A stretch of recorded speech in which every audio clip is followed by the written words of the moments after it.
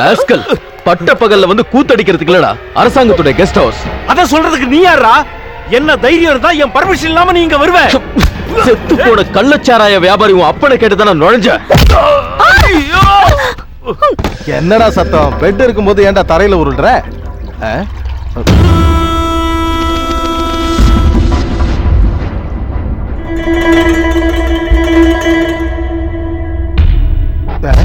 நீயா? உனக்கு இங்க என்ன வேலை?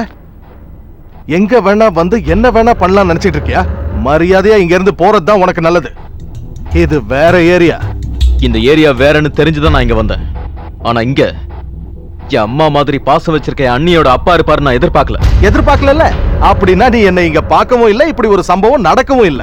பெரிய மனுஷங்க வாழ்க்கையில இந்த மாதிரி